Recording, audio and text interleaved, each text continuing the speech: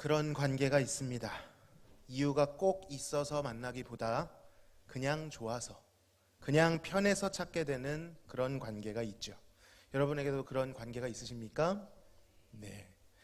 예수님께는 나사로가 그런 존재였던 것 같습니다. 그 둘의 관계를 정확히 알 수는 없지만 나사로라고 하는 사람은 예수님께 굉장히 가깝고 예수님이 사랑하시는 가족 같고 친구 같은 존재였다는 것이죠. 단순한 추종자 이상의 관계였다는 것입니다. 자, 그런데 나사로가 병들었다는 소식이 들려옵니다. 그것도 그 친구의 여동생 마르다와 마리아가 보낸 긴급한 요청에 의해 듣게 되었습니다. 오라버니가 병들었으니 빨리 와달라는 것이죠. 여러분, 그러면 어떻게 해야 됩니까? 빨리 당장 가야지요. 아무리 중요한 일을 하고 있다고 해도 다 취소하고 당장 가야 합니다. 그런데 이상하게도 예수님께서는 즉시 가지 않으셨습니다. 왜 안 가셨을까요? 무엇을 하고 계셨길래 왜 안 가셨을까요? 이때 예수님은 요단강 저편, 건너편에서 사역을 하고 계셨습니다. 왜 거기서 사역을 하고 계실 수밖에 없었는가 하면 원래는 유대에서 사역을 하고 계셨는데 유대에 있는 종교 지도자들이 신성 모독죄로 예수님을 몰아 돌을 던지려고 했기 때문에 피신하신 것입니다. 아무리 그렇다 해도 지금 사랑하는 나사로가 죽게 되었다고 하는데 이것보다 더 중요하고 급한 일이 어디 있겠습니까? 지금 가시지 않는다면 골든타임을 놓치게 되죠. 생각하기에 따라 오해할 만한 지점이 생기기도 합니다. 예수님의 핍박이 무서워서, 유대인의 핍박이 두려워서 선뜻 오지 못하신다라는 오해를 받기에 딱 좋습니다. 그런데도 주님은 바로 가지 않으셨습니다. 오히려 더 적극적으로 지체하셨어요. 인간적으로 보면 이해할 수 없는 행동입니다. 기다리는 입장에서는요, 열불이 납니다. 사역자로서도요, 이해가 가지 않죠. 이런 상황에 맞닥뜨렸을 때 일반적으로 사역자들은 당연히 이 위급한 상황에 우선순위를 두는 게 맞습니다. 그러나 주님께는 적어도 이러한 상황이 당연하지 않았던 것 같습니다. 예수님께서는 들레 있는 사람들을 진정시키며 이 병은 죽을 병이 아니라 하나님의 영광을 위함이다 라고 그들을 진정시켰습니다. 마치 무언가를 기다리시는 것처럼 실제로 예수님의 포커스는요, 단순히 나사로의 병을 고쳐 기적을 베푸는 정도를 넘어서고 있었습니다. 이 일을 통해 알지 못하겠지만 주님만이 알고 계시는 하나님의 영광, 어떤 진리를 나타내시려고 하는 것만 같습니다. 선명히 무언가를 드러내고자 하시는 것이죠. 자, 이틀이 지났습니다. 예수님께서는 나사로가 죽었다라는 것을 직감적으로 아셨습니다. 그리고 그제서야 때가 되었다는 듯이 이제 그 베다니 지역으로 가겠다고 말씀하십니다. 인간적으로는 엉뚱하기도 하시지, 살아있을 때 빨리 가서 고쳐줘도 모자랄 판에 죽고 나니 움직인다니. 그리고요, 오히려 베다니로 그때서야 가시려고 하는 예수님을 말리는 자들도 있었습니다. 주님, 방금도 유대인들이 돌로 치려고 하였는데 왜 또 거리로 가시려고 하시나이까? 그러나 예수님께서는 이제는 기꺼이 가십니다. 개인적으로는 돌에 맞아 죽을 수 있는 위협이 기다리고 있지만 그곳에는 죽어있는 그가 사랑했던 나사로가 있었기 때문입니다. 예수님은 이제 기꺼이 죽음의 그림자가 깃들어 있는 그 베다니로 향하고 계십니다. 정말 예수님의 말씀대로 나사로는 죽어 있었습니다. 아, 예수님이 맞추셨구나. 여러분, 좋아할 것이 아닙니다. 예수님께서 급하게 그를 살려주시기를 요청받았는데 그것을 마다했죠. 그 원망을 다 누가 듣게 됩니까? 예수님이 듣게 되었습니다. 돈독했던 만큼 실망이, 원망이 그만큼 컸을 것입니다. 자, 이렇게 베다니에는 이렇게 도착하신 예수님을 향한 두 가지의 반응이 있었습니다.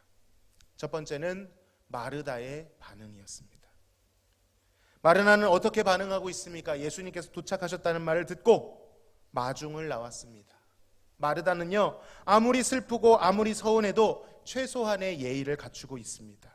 감정을 꾹 누른 채, 그러나 삐져나오는 뼈 있는 말로 예수님을 맞이하죠. 주께서 여기 계셨더라면 내 오라버니가 죽지 아니하였겠나이다. 그녀는 무너지지는 않았지만 삐져나오는 울음과 원망을 숨길 수는 없었습니다. 그러면서도 끝까지 예의는 갖추죠.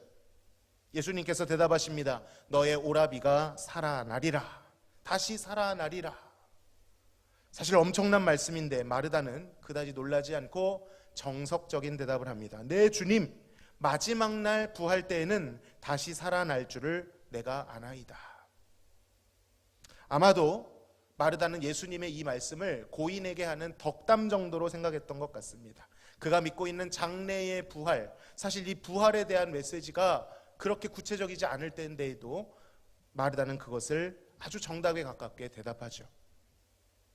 그런데 예수님께서는 더 집요하고 더 구체적으로 다시 살아날 것이다 라고 말씀하십니다. 이번에는 나사로가 살아날 것이 아니라 예수님 자신이 어떤 분인지를 언급하십니다. 그래서 오늘 본문 아주 부활에 대한 유명한 말씀이죠. 같이 한번 읽어보겠습니다. 시작. 나는 부활이요 생명이니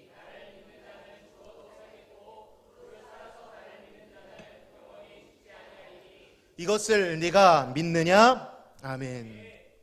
예수님의 두 번째 이 유명한 질문은요, 단순히 너희 오빠 나사로가 살아날 것을 믿느냐가 아니라 예수님이 누구시냐, 예수님이 부활이고 생명이심을 믿느냐는 질문이었습니다. 예수님께서 궁극적으로 확인하고자 하셨던 고백이 이것이죠.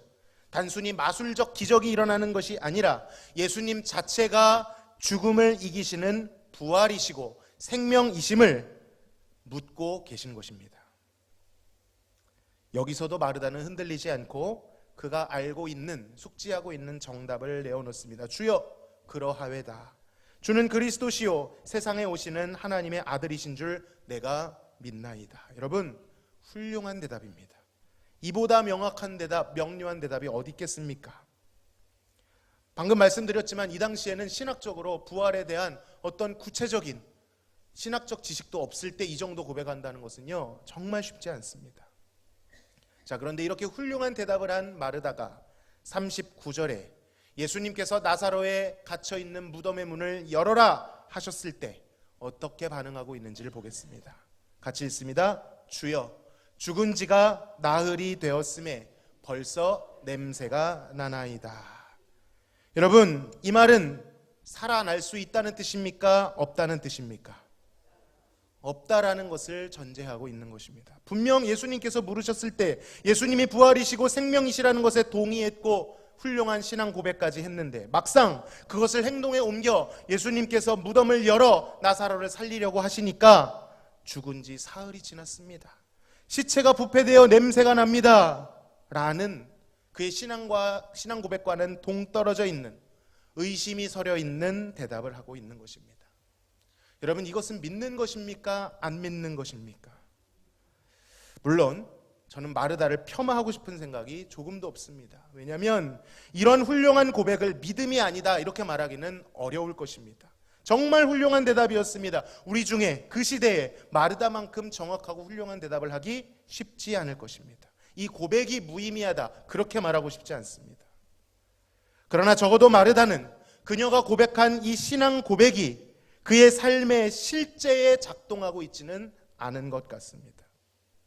실제 삶의 영역에 그분의 부활되심이 자신의 인생 가운데 부활이 될 수 있다는 것을 적용하고 있지 못하다는 것이죠.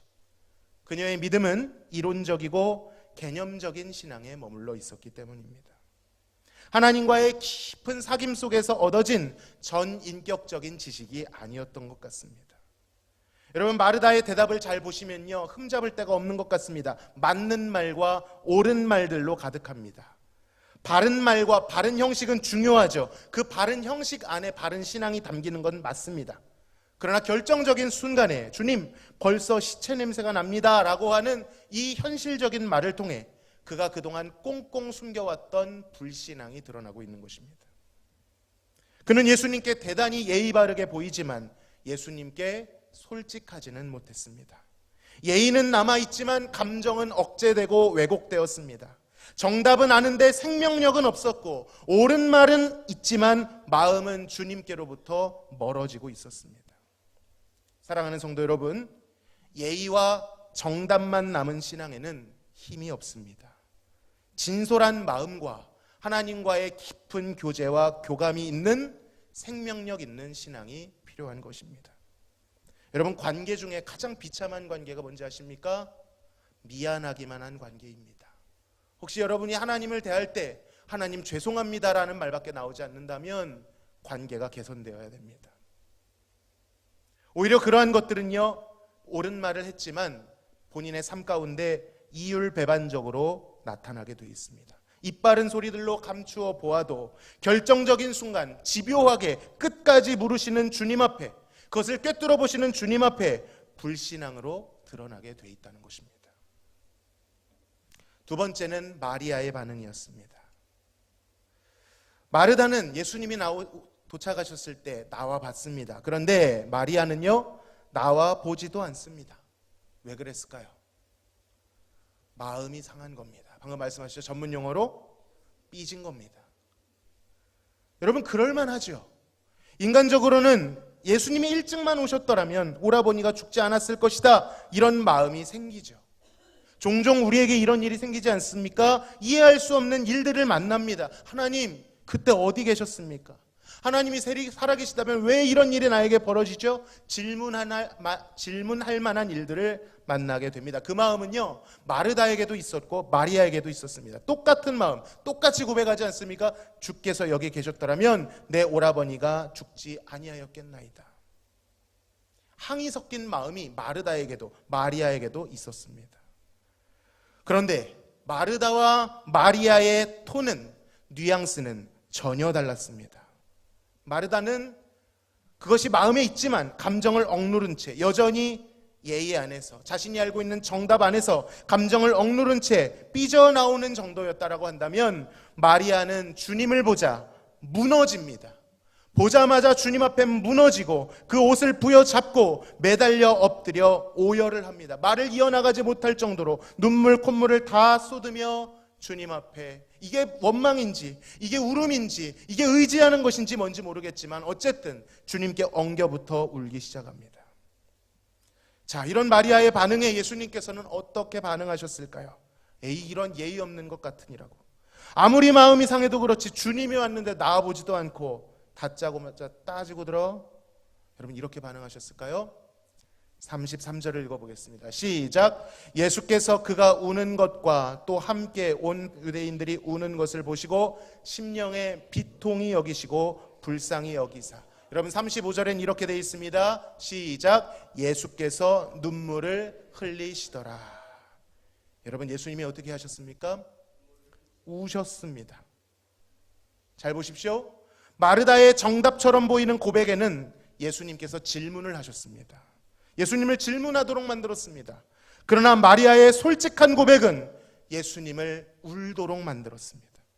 물론 여기서 예수님께서 보이신 이 눈물은요, 단순히 마리아와 나사로 때문에 생긴 어떤 사사로운 감정만은 아닐 것입니다.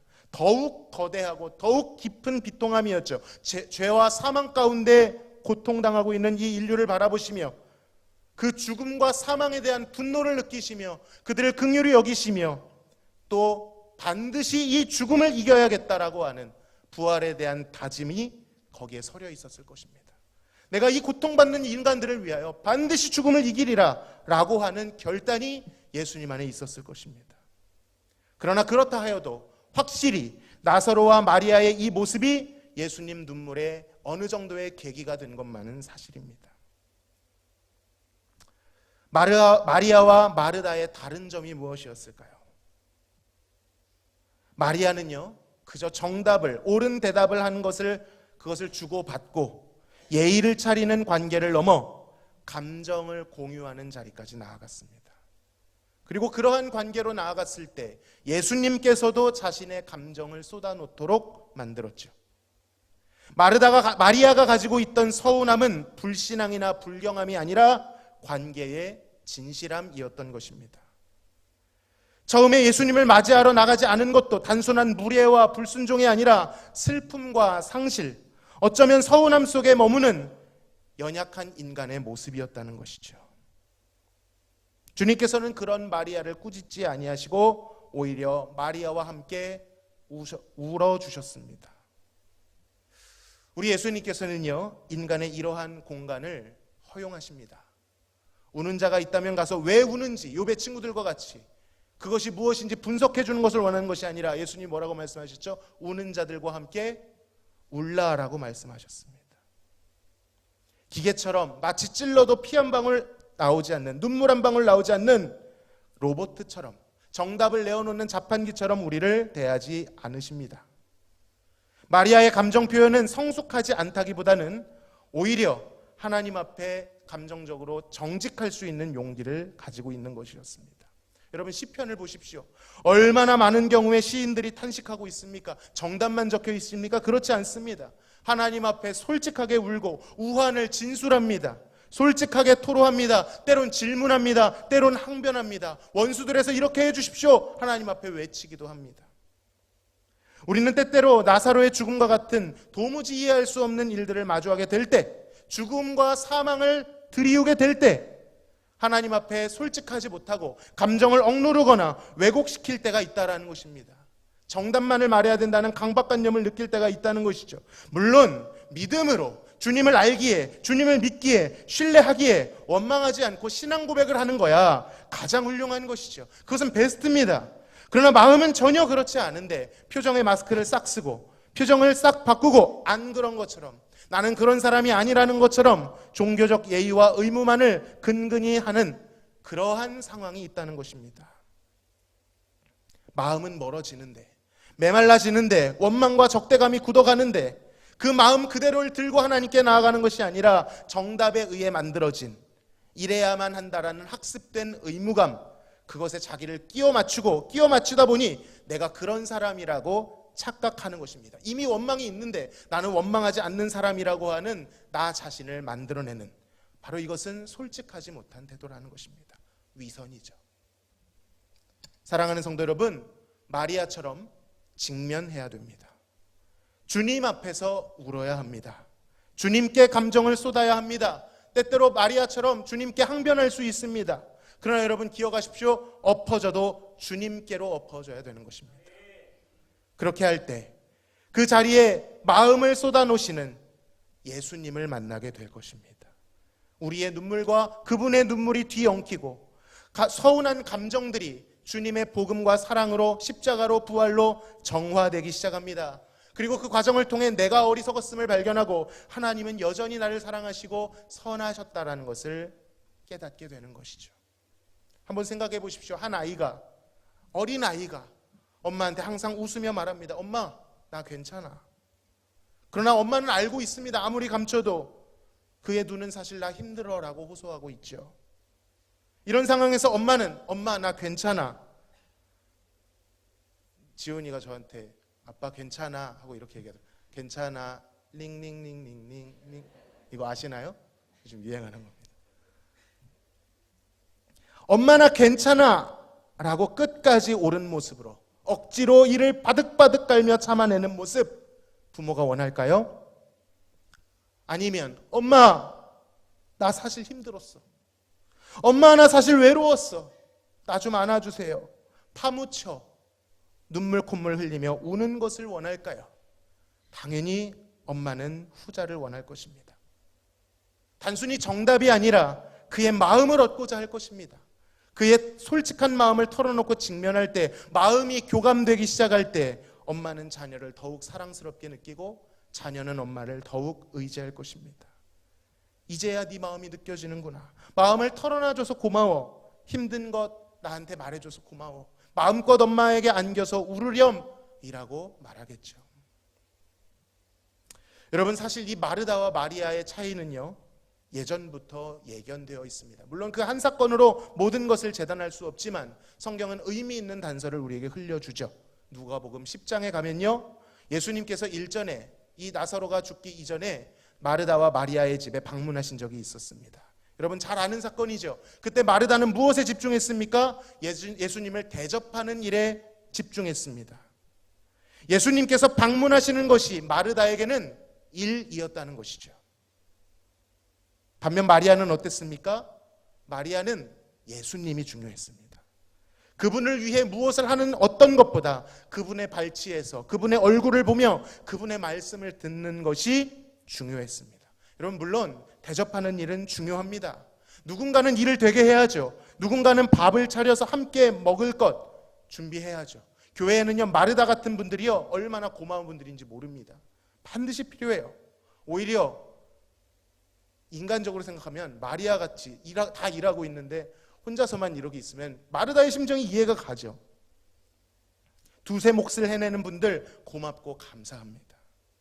그런데 예수님께서 뭐라고 말씀하셨는지 아십니까? 누가복음 10장 41절에 이렇게 말씀하시죠. 마르다야, 마르다야, 네가 많은 일로 염려하고 근심하나 몇 가지만 하든지 혹 한 가지만이라도 족하니라. 마리아는 이 좋은 편을 택하였으니 빼앗기지 아니하리라 하시니라.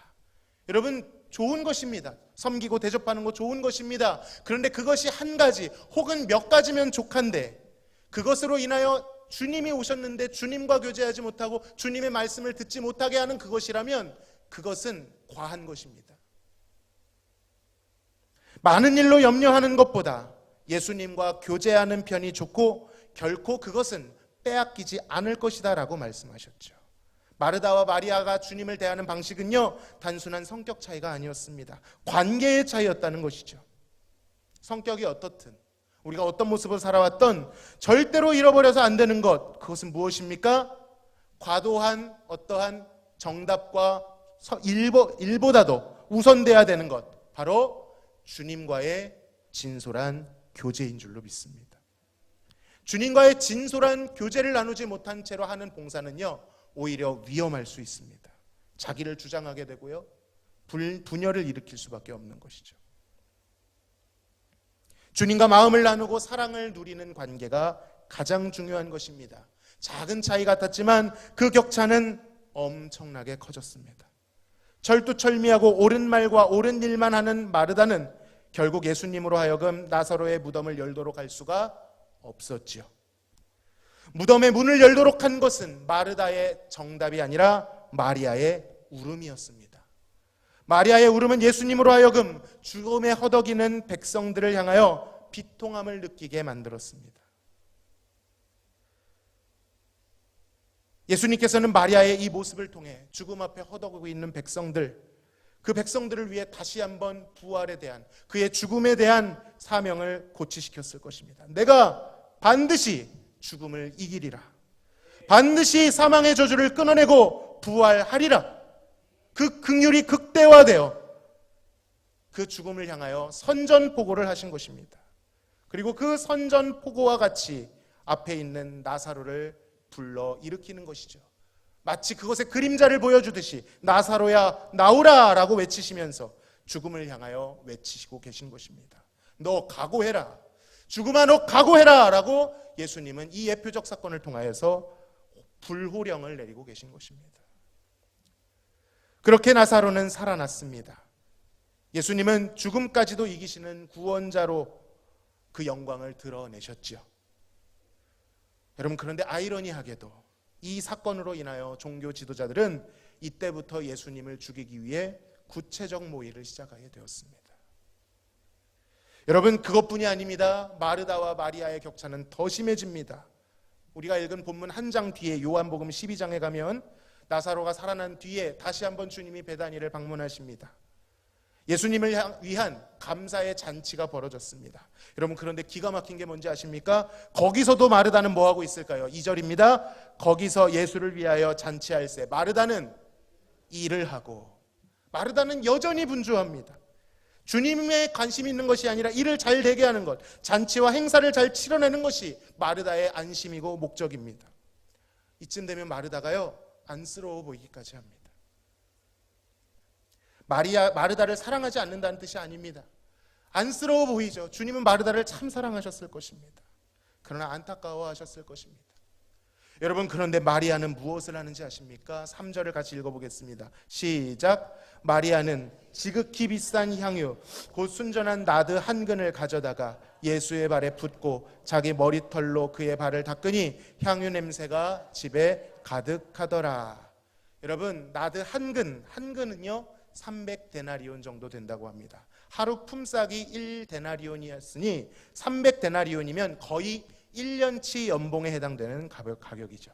그것을 깨트려, 귀한 것이지 않습니까? 그것을 깨트려 예수님의 발에 부었습니다. 아니, 그게 얼마짜리인데 할 짓이 없어서 그렇게 낭비를 한단 말인가? 그걸 차라리 가난한 자들에게 주었으면 더 낫지 않았을까? 여러분 혹시 그렇게 생각하고 계십니까? 이것이 가룟 유다의 생각이었습니다. 그러나 예수님께서는 그 모습을 보시고 이 행동이 예수님의 장례를 예비하는 너무나도 중요한 행동이다라고 마리아를 칭찬하십니다. 여러분, 복음서 어디에도요, 복음서에 나오는 그 누구도 예수님의 죽으심을 예비한 인물은 없었습니다. 심지어 예수님 가장 가까이에 있다고 하는 제자들, 그 중에서도 베드로는 어떻게 했죠? 예수님이 죽으심을 얘기했을 때 예수님 무슨 말씀이십니까? 절대로 그런 일은 일어날 수 없습니다. 호언장담하며 예수님의 죽음을 방해했었습니다. 그런데 예수님의 발치에서 그 말씀에 귀 기울이던 마리아, 무덤 앞에서 하염없이 마음을 쏟아 울던 마리아는 예수님의 죽음을 준비하는 위대한 사역에 동참하게 되었습니다. 여러분, 단순히 예수님의 끝을 예비했다는 뜻일까요? 물론 마리아는 다 알고 그러진 않았을 것입니다. 그런데 여러분 보십시오. 향유의 역할이 무엇이죠?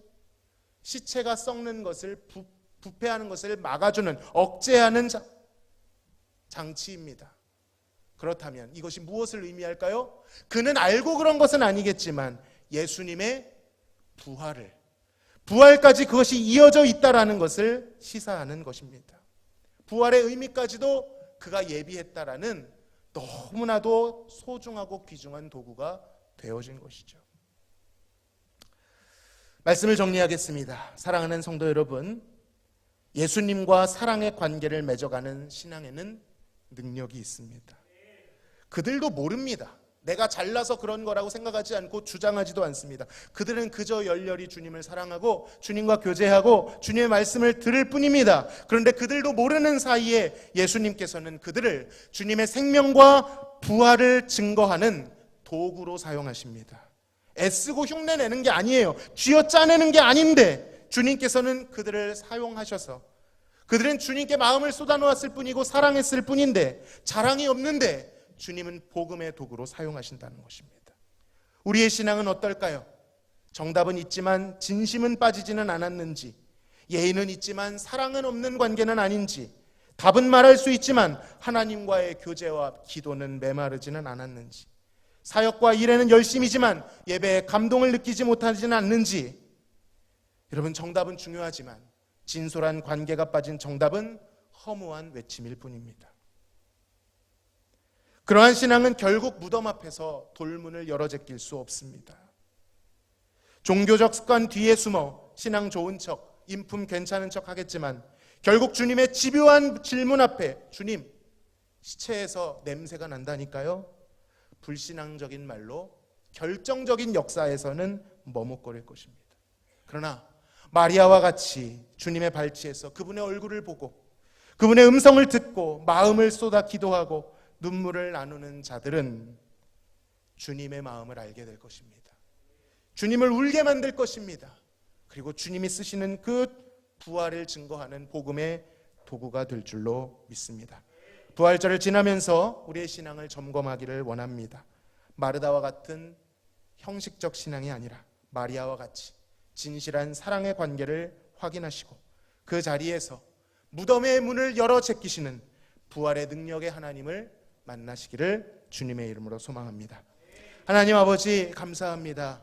예수님의 부활이 우리의 부활 되시니 감사합니다. 하나님, 어떤 일을 만나도 어떤 어려움 가운데 있어도 우리에게 하늘에 간직해 주신 그 말씀, 풀은 마르고 꽃은 시들지라도 변하지 않는 보증, 우리를 살리시겠다 하신 말씀인 줄로 믿습니다. 마리아와 같이 날마다 그 말씀을 귀 기울이고 주님 그 말씀으로 기도하고 그 말씀을 살아냄으로 인하여 복음의 도구, 부활을 예비하는 도구 되어질 수 있도록 인도하여 주옵소서. 주님과의 관계를 열어 주시옵소서. 진솔히 주님께 나아가 기도하는 시간을 갖게 하시고 주님 앞에 말씀을 묵상하는 시간을 가져 주님이 부어주신 그 능력으로 오늘 하루도 승리할 수 있도록 인도하여 주옵소서. 예수님의 이름으로 기도하옵나이다. 아멘.